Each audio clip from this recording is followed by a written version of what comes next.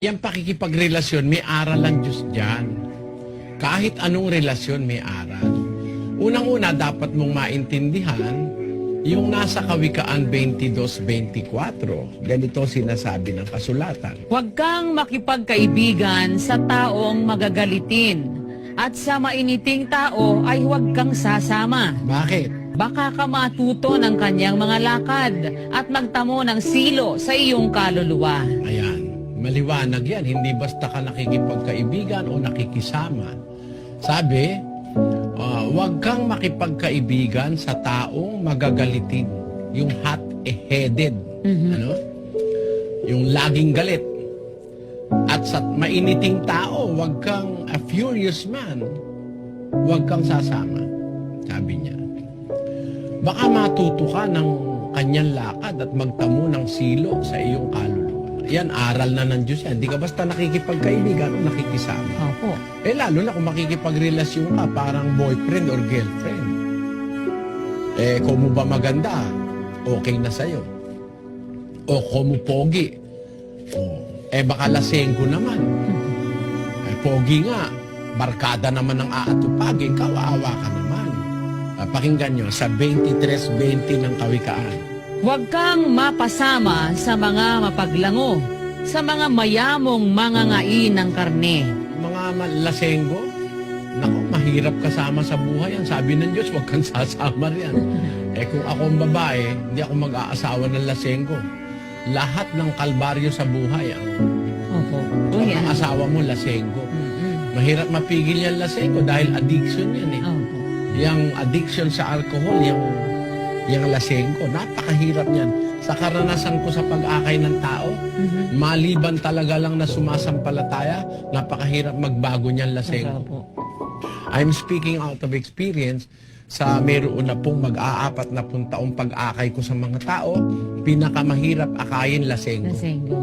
Totoo po yan. Kaya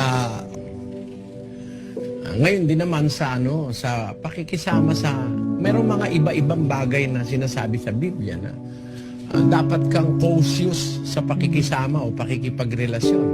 Halimbawa, meron ka nakitang babae maganda, madaldal naman. O kaya matabil. Opo. O kaya masyadong gusto palagi diskusyon. Ay, sabi ng Biblia naman doon, Kawikaan 21:19. Lalong maigi ang tumahan sa ilang na lupain kaysa makisama sa palatalo at magagaliting babae. Biro mo, mas mabuti pala mamundo ka na eh. Kesa makisama ka sa isang babaeng palatalo.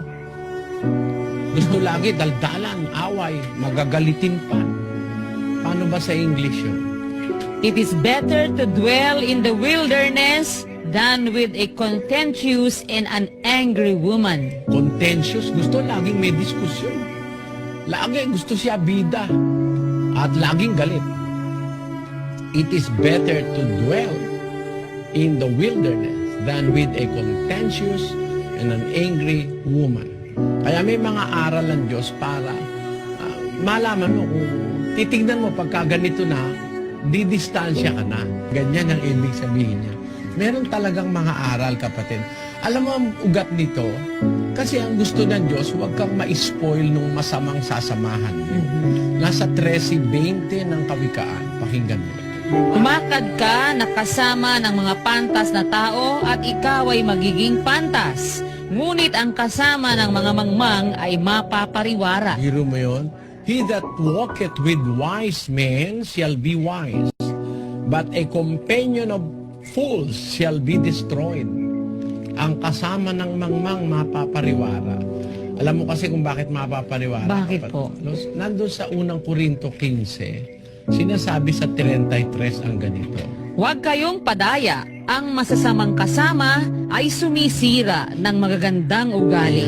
Evil communications or evil comrades corrupt good manners. Ang sabi ng Biblia. Huwag kayong padaya, ang masasamang kasama sumisira ng magagandang ugali. Kahit na meron ka pang magandang upbringing sa pamilya, pag ang napagkasama mo later ay masasamang kasama, ay masisira yung naitanim na magandang ugali sa'yo ng pamilya mo.